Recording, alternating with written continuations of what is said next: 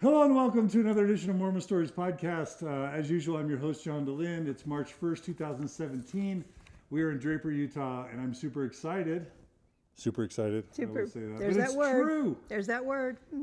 So excited to be interviewing today Kim Sandberg Turner. Kim and Terry Turner have been like a sort of like an additional family for my family. And while that's true, that's not why I'm interviewing them. They have this fabulously interesting Mormon story, super devout. It's really just an ordinary story. Just an ordinary story. Okay, I don't mean to speak it up too much, but they were certainly in it to win it as a couple. Multiple kids. Terry served as bishop twice. Kim served as Relief Society president at least a few times. Very devout members of the church, both in South America and in Utah.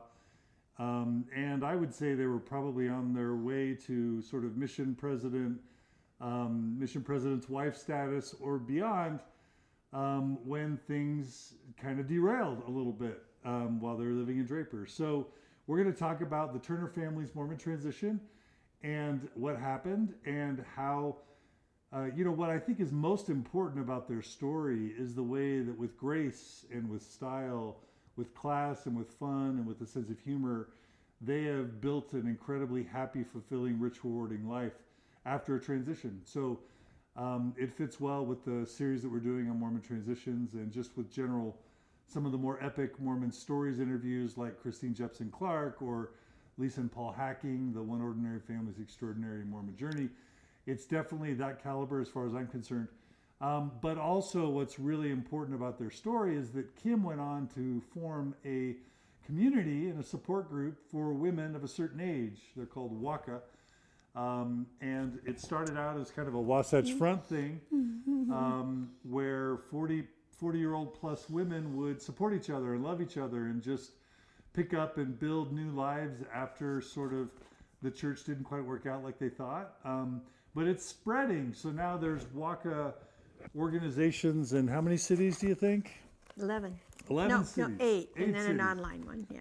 Yeah, so lots of WOCA communities popping up.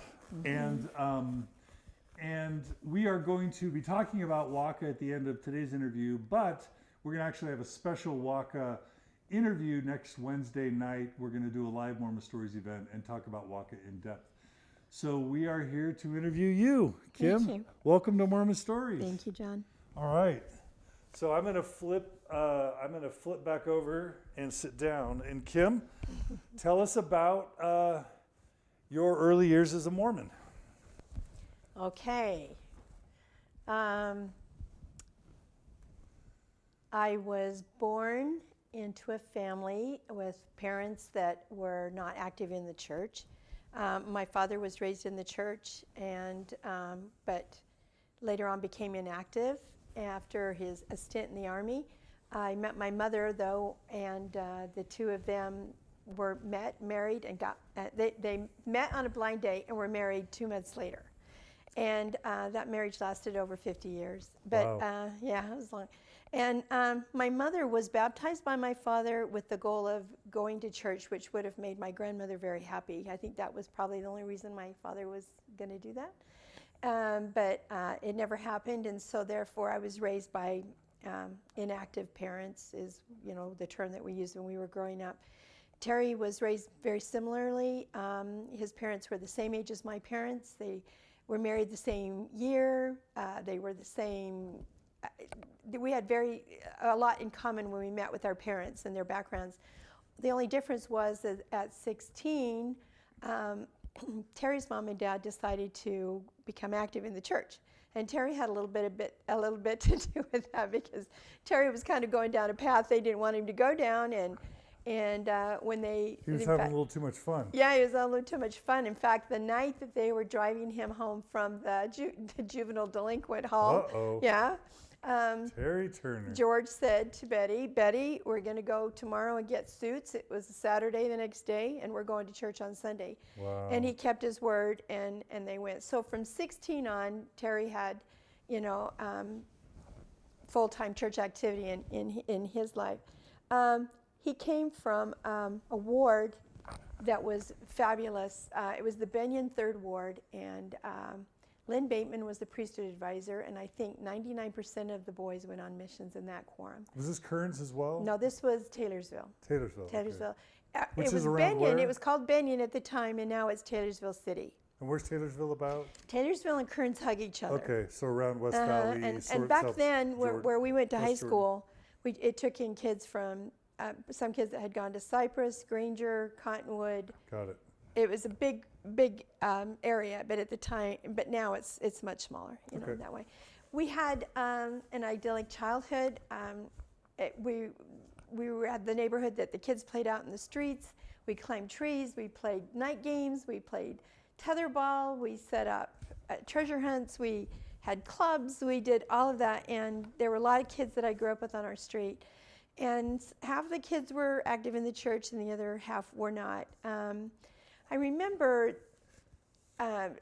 in my early years, I think the reason why the church became so dear to me was because of my grandmother, who was my father's mother. She had been widowed when she was 50 years old, and she was very devout in the church, very one of those women that you always saw in the kitchen, serving for the ward dinners, the banquets. You know, she was always taking food to the neighbors. She was just always about that. And she used to, I don't know, it's really hard to explain her impact that she had on me, because as I've been able to kind of analyze things through the years, it's kind of a hard realization, because what I did was I ended up, because my own mother was not active in the church, I know that I turned more to my grandmother, who was. And because of that, I think I broke my mother's heart a little bit along the way, because I remember thinking, oh, I wish I could talk to my mother about spiritual things. I wish I could talk to my mother about eternal things. I wish I could do all of these things. And so it naturally became a barrier between my mother and me. And my father was, he smoked, and my father drank alcohol. My mother did not smoke or drink alcohol, which most of the women on our neighborhood, on our street, did, but my mother didn't. But the thing that was really interesting about that is that, you know, they had him coach some basketball on the ward, so he would do that. And then my father always contributed to the budget, because his kids attended church, and so he felt like he should contribute in that way.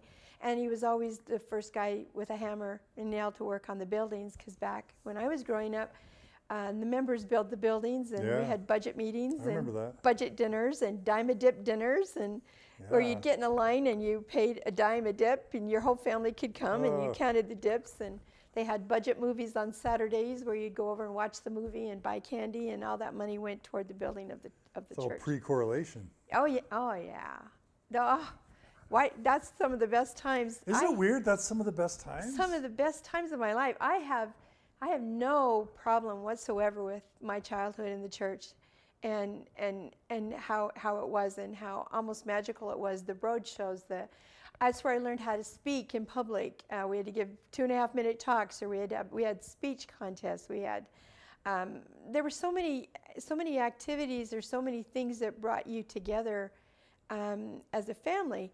Now, the other problem that I did have, though, at the time, is because as a child, it was always really hard for me, because my parents weren't active in church. So that meant that they were less than. They were less than my friends' parents that did go. And I would be sitting there, and they would talk about people who smoked were bad, you know, and there was that general feeling, but I knew my dad wasn't bad. My dad was a wonderful man. In fact, my dad never knew a stranger. My dad was beloved wherever he was. He spent his last days living in a condominium in Jordan, in South Jordan. And a lot of the people that came to his funeral were people that, as they walked by the front of his garage, where he was a carpenter, and he'd always work out in his garage. And he was in a jazzy by this time in his life after the effects of polio on his life. And there were people that were at his funeral that got to know him simply by walking by the garage. And he would wave, or he'd ask them about their families, or he'd ask them about, and that's how they got to know him. And my mother was probably one of the kindest, most guileless people I've ever known. And it was always really hard for me that I knew them to be this certain way, and they're the ones that gave me my values, that gave me my, they're the ones that formed who I was. And yet I was always trying to put it all together with church and stuff, but they weren't in church.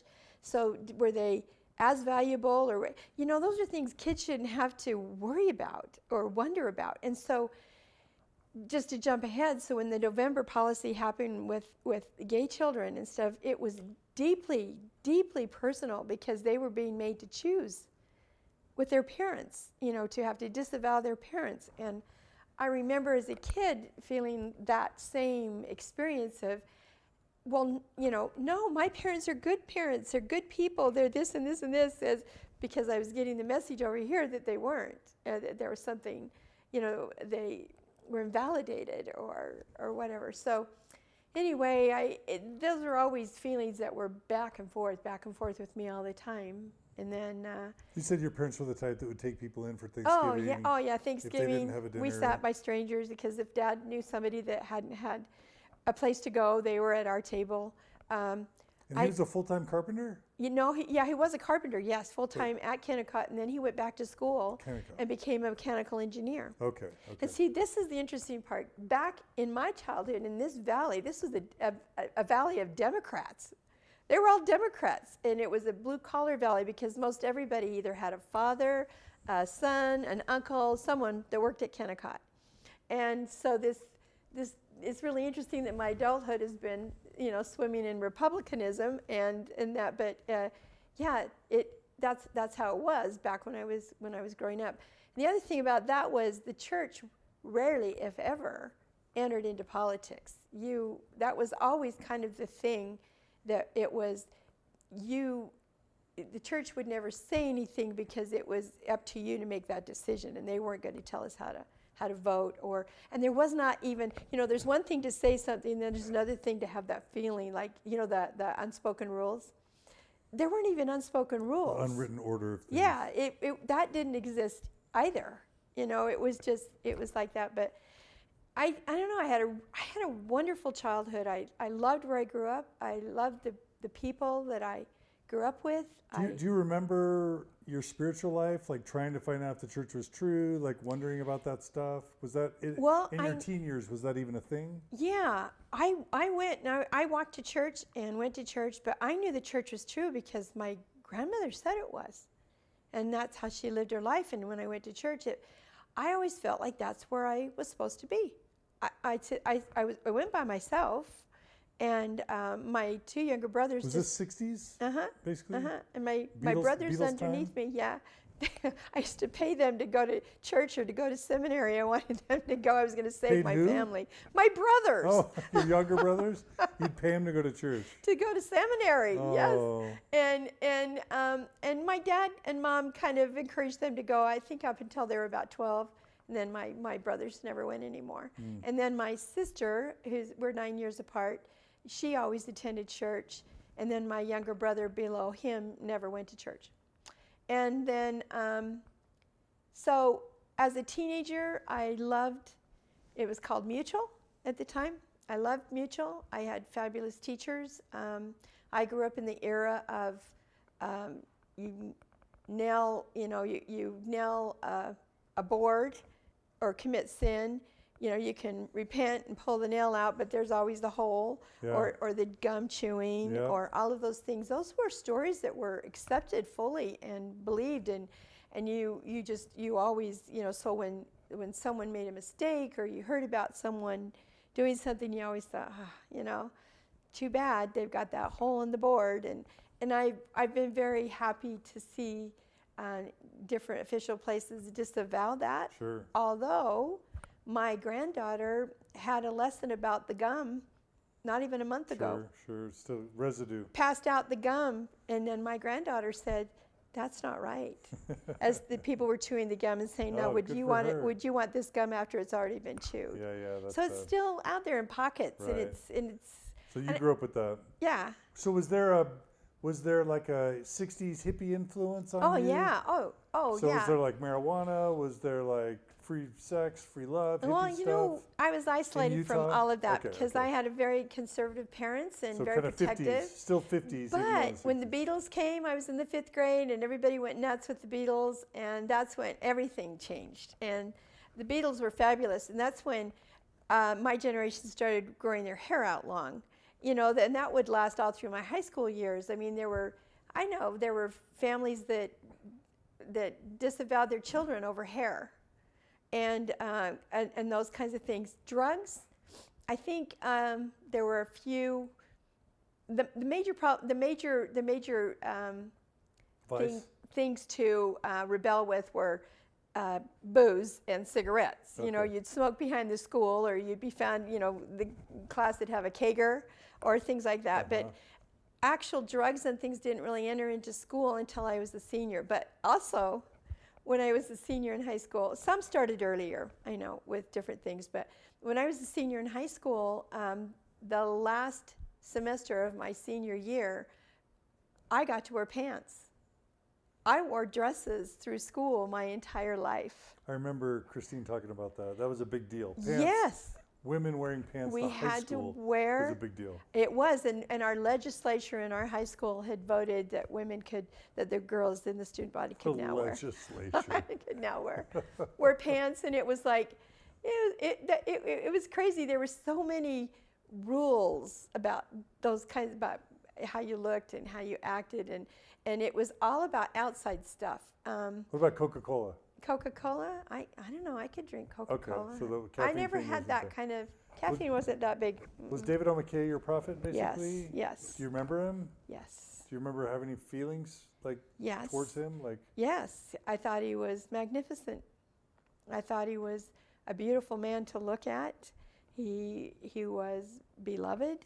I remember how people felt when David O. McKay was there. I've since read some things that break my heart a little bit, but yeah, he was the man for the time, because I think television there was more coverage on television. It was more, the face of the church was now more out there at that time, and he was that beautiful, gentle soul that, you know. And then no other success compensates for failure in the home, and you know, the things that he said were, I don't know, pretty.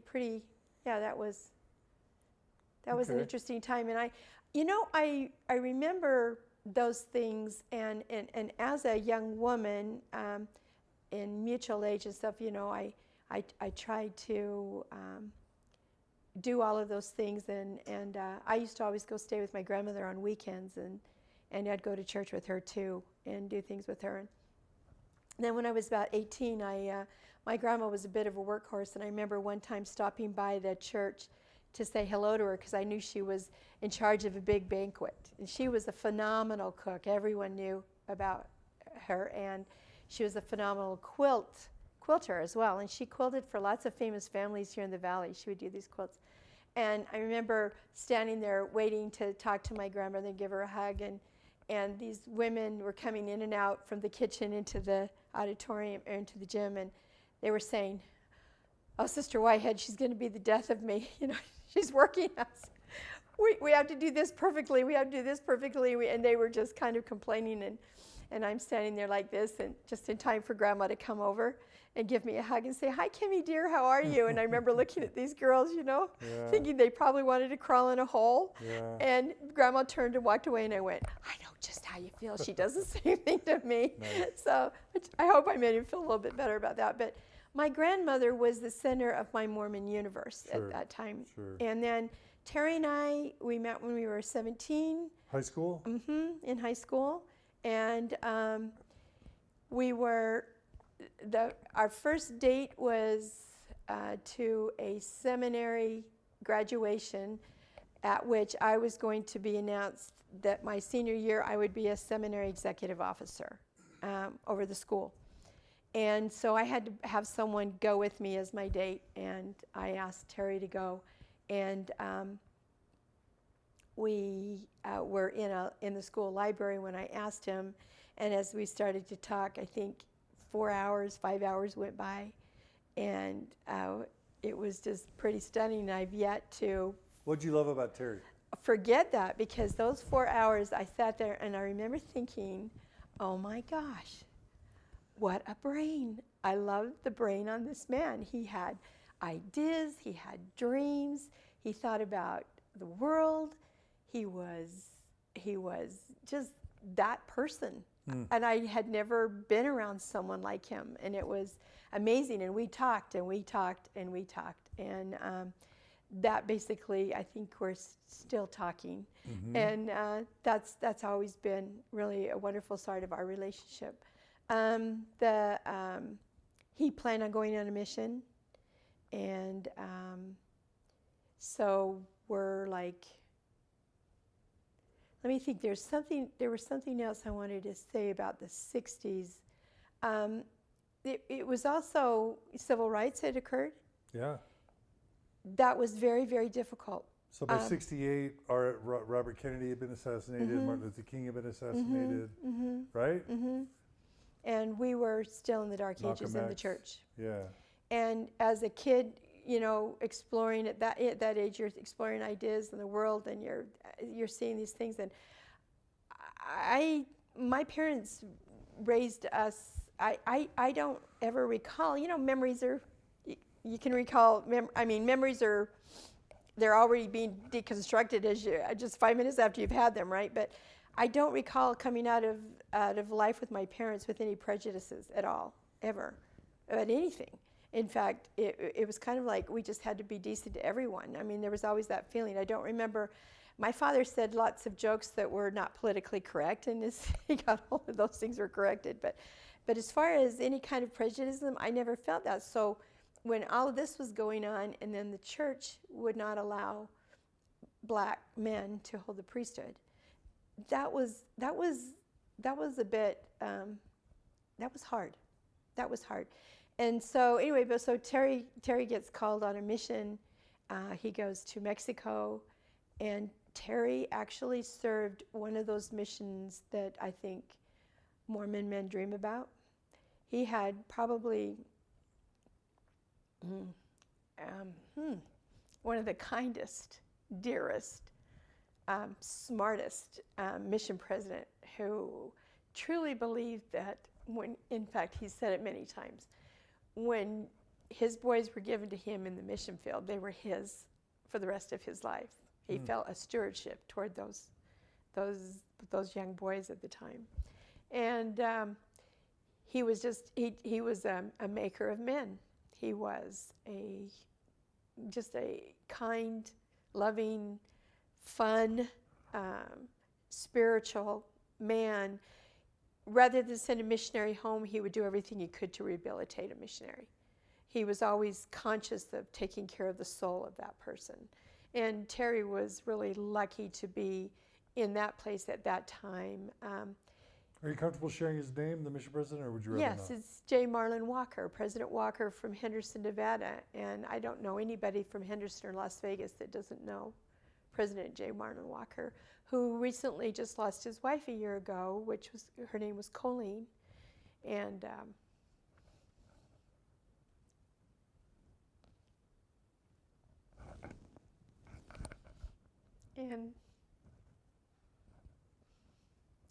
they know all of my children. They know their names. They'd probably know my grandchildren if they were around them, because those are the kind of people that they were. And they have loved my husband unconditionally and me for all of these years. Wow. He's loved everyone. I don't know anyone that he hasn't. President Walker taught Harry Reid the gospel. And he was later baptized. In fact, I just read an article that Harry Reid had written about something and talked about this person who was instrumental in his life for making his life. Wow. So wonderful. And he has an elementary school named after him. I think he speaks 4 or 5 languages. Wow. He was an instructor at Basic High School, and BYU asked him to come to BYU, and he chose to stay in Basic and teach students there. And there's generation of students that dearly love that man. Wow. So Terry hit the jackpot when it came to that, and also the friendships that he made in the mission field at that time have continued to be friends of ours to this day. And so it was a absolutely fabulous time for him. It was a wonderful time for me. I dated my brains out because it was easy, because I was already in love with Terry, so I just had to go over here and just do all those things, until he got back. And I think it was a little bit of a challenge for some of them, because it would be like, I'd say, well, you can date me if you want to, but I'm in love with this guy, and it was like, oh yeah, let me see what I can do about that, Sometimes there were a few things like that, but anyway, I really loved my time. I moved out, I got an apartment. My friends that I made at that time, I had a friend named Leslie, and Leslie and I met when we were 12 years old, and we are still friends. Wow. Dear best friends. I love Leslie. And Pam and Claudia I met when I was 19, and those friendships are still there. And they, as we get going in the conversation, there will be more to add to that one. But anyway, Terry comes home from his mission. His mission president, back then they didn't have the tubes going out to the planes. They got off the plane on the runway, and then they walked up into the airport. And Terry's mom and dad were there at the airport, and I told George, I said, I'm just going to stand over here and let you guys have him first, and let his family have him, and then when you're ready, you let me know. And he said, okay. And he used to call me sis, and he'd go, okay. He said, we'll do that. So I went to Adrian and Emily's, the store downtown, and I had a beautiful red hat with a beautiful red plume. I had my navy blue wedgies on and my mini skirt, because it was the mini skirts were the big thing. And all I could do is imagine when I saw him taking my hat off. I know it sounds really silly, but anyway, so I see him get off the plane. He's, of course, the last one off the plane. All the missionaries, they like to hold back and be the last ones off the plane back then. And so he's getting off the plane, and I look at him, and I thought I was going to die, and I'm just waiting, and I look over at George, and George goes, get him, and let me go first. Oh. That was George, and I shot like a bullet, and Terry and I met like this, and he gave me a hug, and then he said, and then he tilted me down, like, what is that called when they drop you down like this? And he's looking at me, and he said, my mission president told me to come home and kiss you and let you know there's still some steam in the old engine. And he started kissing me, and then he stopped, and he goes, oh, but I can't kiss you. And I said, what? And he says, I've got a cold sore. And I said, I could care less. And I got one kiss, and then he brought me up, but it was all for drama, because he was still a missionary. Yeah. And back then they didn't have the rules about those kinds of things, like now you can't, touch them or until they get released. Right. Much less kiss them like that, So anyway, but everybody greeted him. We went to Terry's parents' house, and he couldn't spend more than 5 minutes talking to me. He felt so uncomfortable talking to me. What? Yeah. So Why? then I just watched him as he'd move around the room and saying hi to the neighbors and to family and friends and everything. And then he'd come over and he'd go, I really want to talk to you, but he just, it was just so nerve-wracking for him. So then he'd go and do something else. And then when about a week later, I was up in my apartment, and before he'd left in the mission field, I had a 1970 Camaro with a white top, fire engine red, Fancy. Black and white, houndstooth. Fancy. It was such a great car. And one time he borrowed my car, and he brought it back to me 2 days later. And when I got in the car, he pushed in an 8-track that he had bought me, the 8-track player that he bought and had it installed. But the tape he put in was The Carpenters, Close to You. Yeah. Okay, I'm really dating myself here. And we listened to that. Well, so now he's in my apartment. I got a new stereo while he was gone. He's sitting back here on the couch. I go, I've got something for you to hear. So I walk over to my new stereo, push in, the carpenter's close to you, turn around, and he's gone. He's not on the couch. He's gone. He He's ran. gone. He ran. He ran away. He ran out there. But there were no cell phones. There were nothing like that, So it's like, I'm like, what's going on here? And later he told me, he called me when he got home, and he just said, I just couldn't sit there. I've been a missionary for too long. A little too hot. I didn't know. Things are a little too steamy. What kind of designs you had for me? And I said, things were a little too steamy. Putting some music on. Yeah, it was just really kind of, that was really kind of fun. So we laughed about that 3 years. So how long until you were married? We were married when we were 22. So you waited how long from him getting home? Just a year? Yeah, well, because it was, 22. And then we married in the temple? Yes. So were your parents able to attend? Okay, that's the hard part. I cry about President Walker, now I'm going to cry about my parents. That was very, very, very difficult because I remember my bishop telling me, well, they've had 22 years to think about this. They knew what they had to do. If they wanted to be there at your wedding, they knew what they had to do. And I remember thinking, well, okay, I guess that must be how it is, And then I remember thinking, well, this is just one of my trials that I have to face, that I have to go in the temple and see. Back then, there was no honor or dignity for those people waiting outside the temple. They sat on the planter boxes.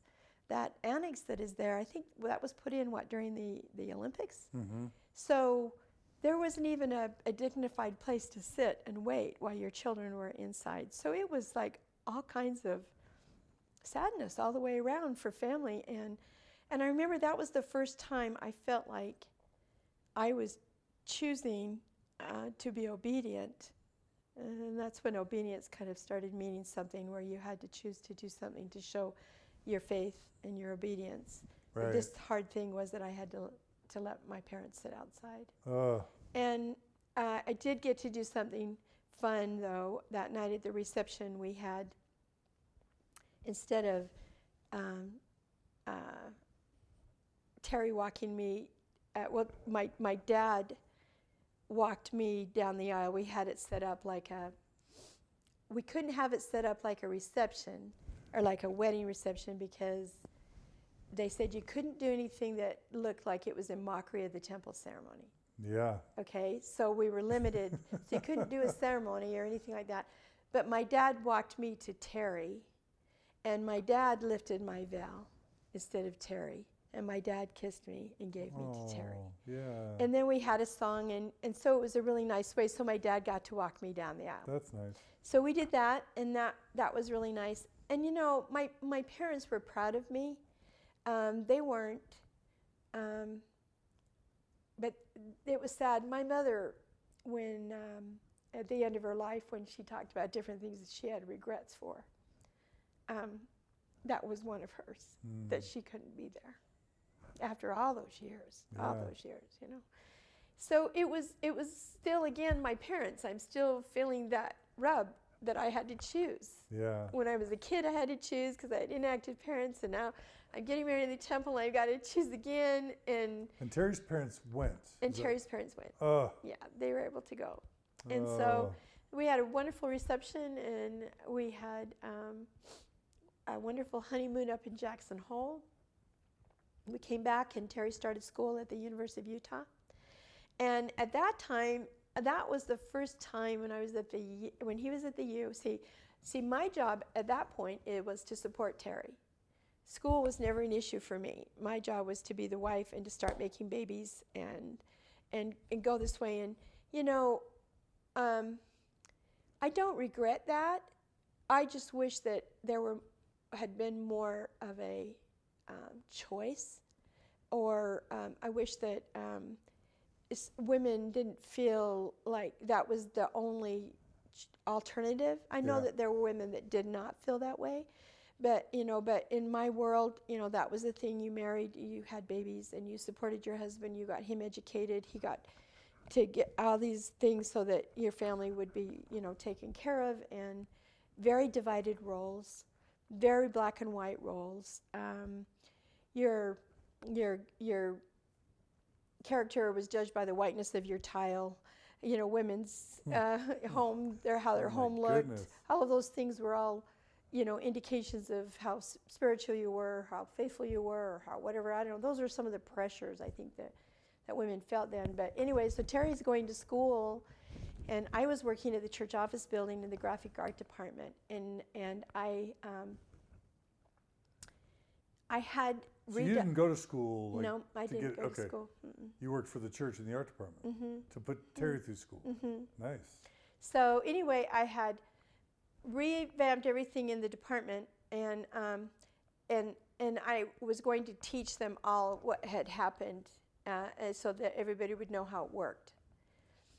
The next day, and my boss calls me in, and he asks me to sit down, and he goes, "Kim, I need you to teach Kay everything that you know, what you're going to tell everybody tomorrow." And I go, "Okay, why?" And he said, "Well, because he's going to do the presentation." And I remember sitting there, not knowing what it was I was just hit with, but I knew I couldn't understand it. It didn't make sense to me. I didn't understand why I couldn't go make the presentation. It hadn't dawned on me at the time that it was because I was a female. And I go, "Well, I know everything. Why should I have to explain it to him? And I designed it." And he said, "Well, no, it'll just be better." And I could tell he felt a little awkward about it, but that's what he was going to do, and that's what he did. And life went on. And that was probably the first time I remember feeling like, okay, I'm different in the church. Kind of a tiny bit of a feminist awakening, a little bit? Hadn't come yet. I felt the sting of it, but I had not learned the language yet. I just learned something was wrong, or something was not right, I remember, I remember asking this guy. We were walking to go down to lunch. I says, "Oh, you're going down to lunch?" And he said, "Yes." And I said, "Well, I'll join you." Instant freeze, his whole body became stiff as a board. And I remember thinking, what's going on here? And we got on the elevator, we go down, he can barely talk to me. We get downstairs, we go through the line, get our food, and he can barely talk to me. And I'm just thinking, this is so weird. I don't get this. And I go sit down at the table, and he sits right in front of me, and I'm trying to have a conversation with him, and he's very, very uncomfortable. Very uncomfortable. And it was that was then I started learning the rules about men and women. And men and women don't have friendships, because at the time I didn't know why. I've got my own views on it now, but at the time it was like, okay, there's this natural separation, because now I'm a married woman, and stuff. But you start feeling these things that you don't know quite what they are, but they just don't feel right, And so I started feeling that then, but then I got pregnant, and it took us 2 years, longer than that actually, and we didn't know if we were going to be able to have children, and then I got pregnant, and in fact, the night that Terry was telling his mission president that we were finally going to have a baby, was at that same moment I realized I was losing the baby. And so it was a very hard experience, and went to the hospital because I was going into my 5th month, and so I had to go through the hospital and go through that. But I remember at the time, that was probably I don't know, those kinds of things didn't discourage me, but I also missed the message that God did things to us. I didn't think God did things to us. Right. But a lot of people say, well, God did this to you and this, but and that always hit me. Test you or to strengthen funny, you. Like, I don't know that God's doing that to me. Then that mean He does this to other people? And I don't know. That just always was kind of hard for me to accept. But I also believed that God was with me, and God would love me and help me through this. That I felt like it was more of an experience of life, but that God was there for me. Instead of God did this to me and now to teach me something. I don't know. That one was always a real hard one for me.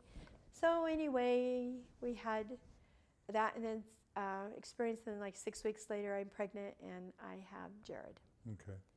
And then every 2 years we had a child, and all the J's came. There's Jared and Jenny and Josh and John and JC. So 5. Yep, 5 of them. And how many of that's like, he went to law school, right, at BYU. Mm-hmm. So between the U of U and the end of BYU, how many kids? Well, let me see. We had one at the U, two in law school, and then we came back and had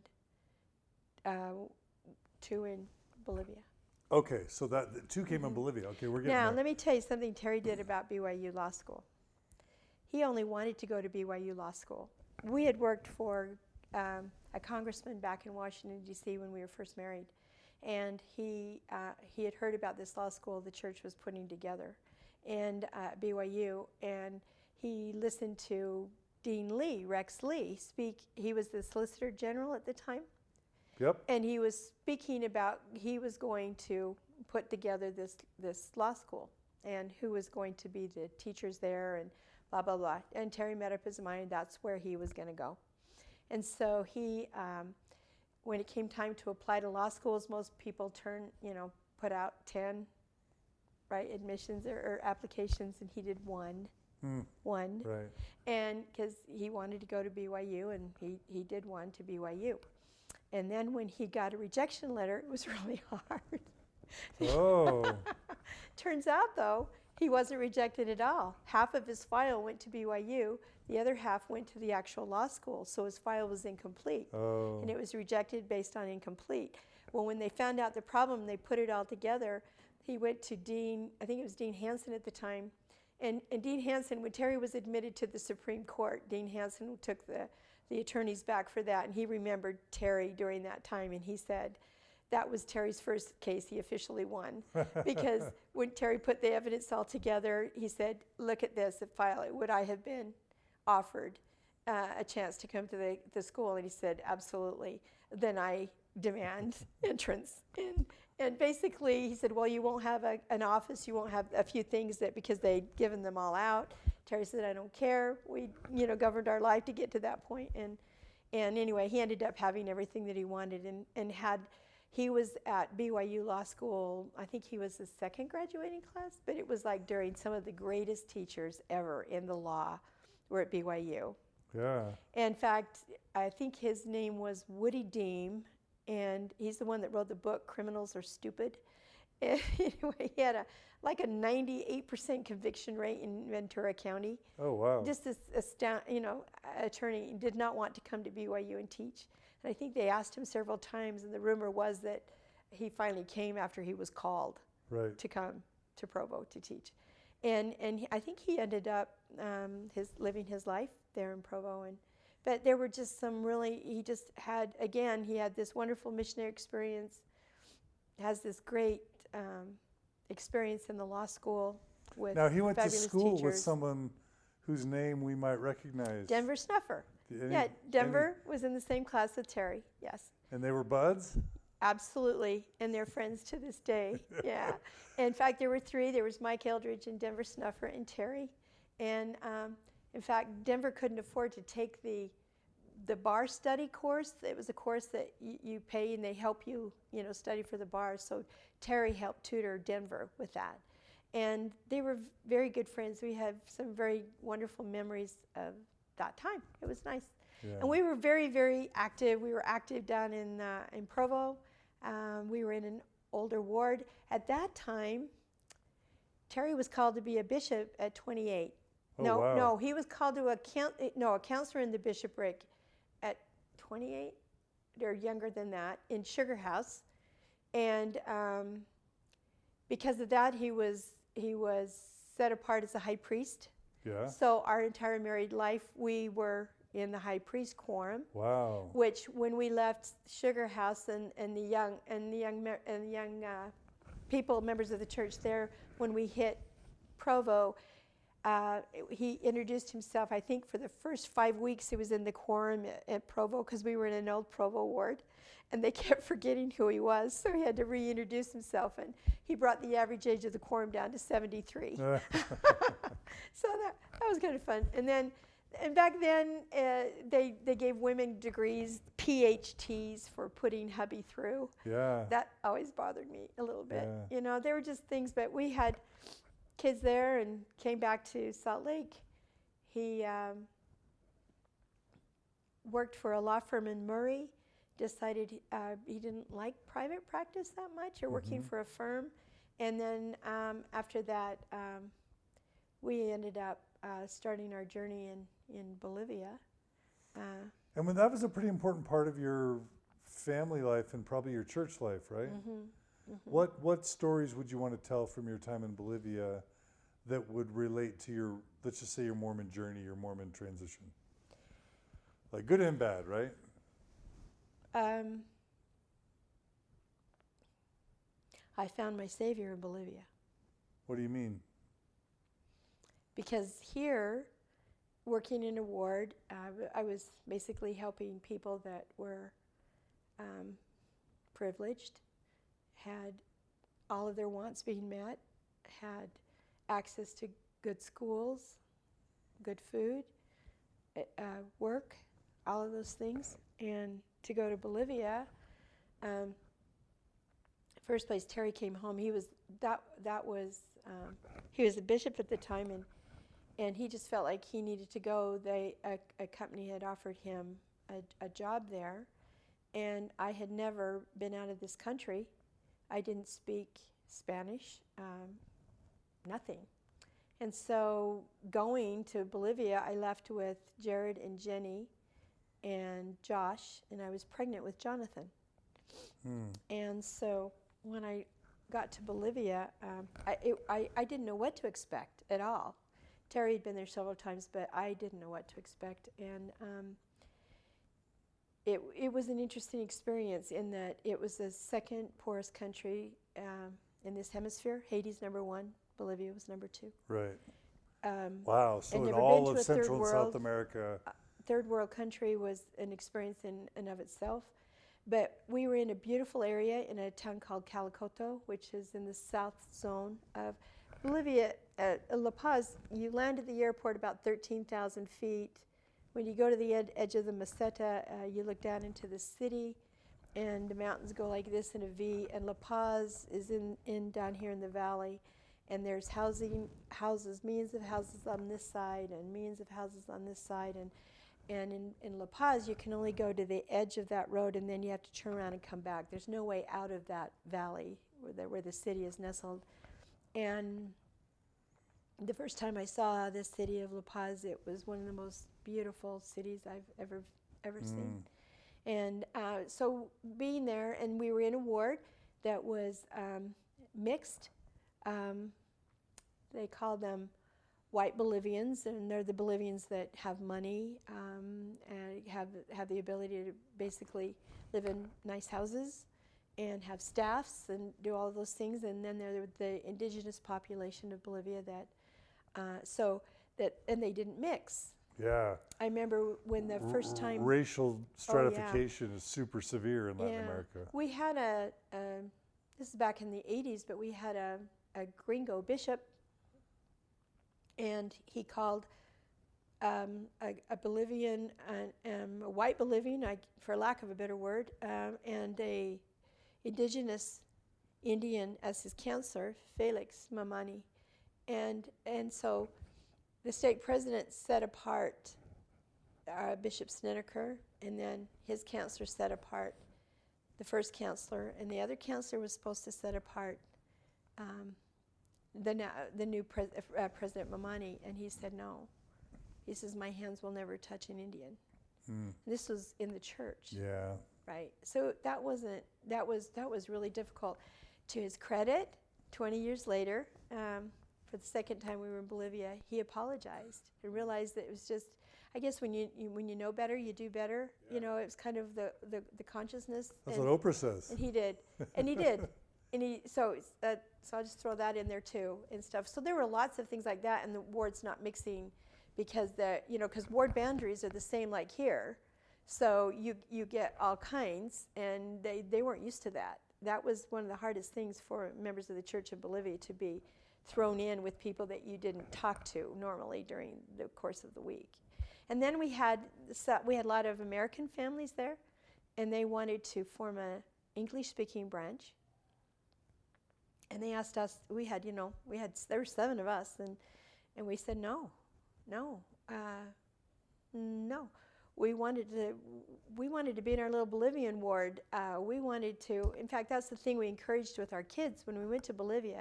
Is you don't, when you go anywhere that's not your home, you shouldn't compare the experiences that with home or with a better way of life or whatever.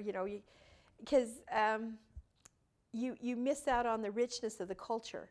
You miss out on learning about the people. You miss out on so many things if you say, why do they make food this way? Or why did they do this in the government because of this? And why did they do this culturally? There's all these things that you could pick apart literally, and then you miss all the beautiful things about being in another culture and enjoying another group of people and another language. And so we always encouraged our kids to just jump in and to be part of that. So to be asked to go be in an English-speaking ward with Americans, it was like, yuck. No, we can get that when we go home. No, and why would we want our children not to know these people and be with these people? And so that part was no question for us.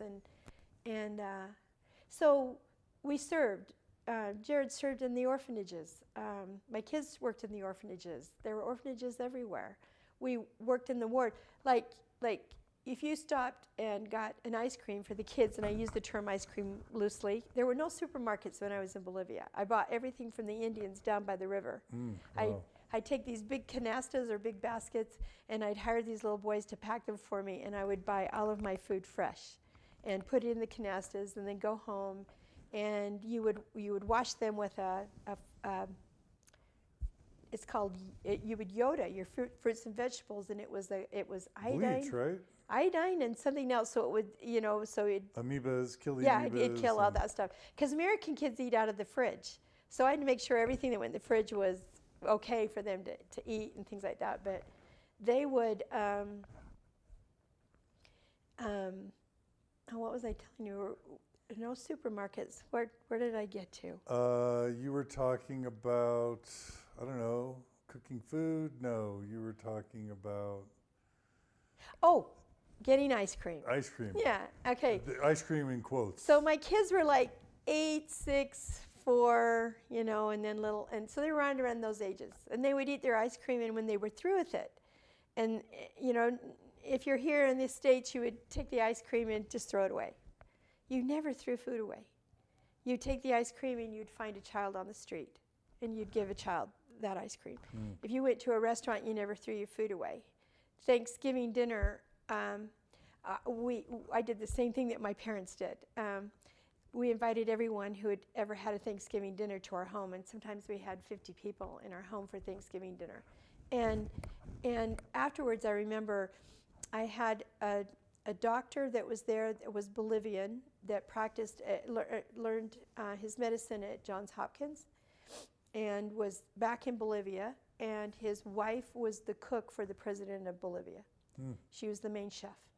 And we had lots of different kinds of people that would come to these family things, and they were always fascinated by our Mormonism. And so anyway, we were in the kitchen, and I was cleaning all the plates off, and I had the food that was left over that I could put in the fridge and we could eat later, right? Then I had the plate where I was scraping all the plates off so I could wash the dishes. And the chef, she came up to me and she said, "What are you doing with that food?" And I said, "Well, I'm going to throw it away." I mean, it looked like a big pile of food, right, from everybody's plates. And she said, oh no, may I have it?" And I said, "Yes." She says, "I will take it to the orphanage."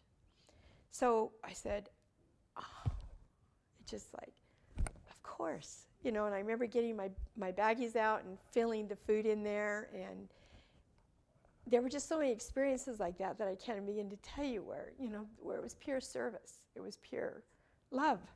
It was pure human beings, just with no rules. You just loved each other and took care of each other and were each other's keepers. What role did you and Terry play in the wards? Were there branches? Were there ramas or barrios? It was a ward. No, it was a full-on ward, and he was the bishop. He was the obispo. Obispo Turner, and he was on the head council as well, and he was, we did everything. We served.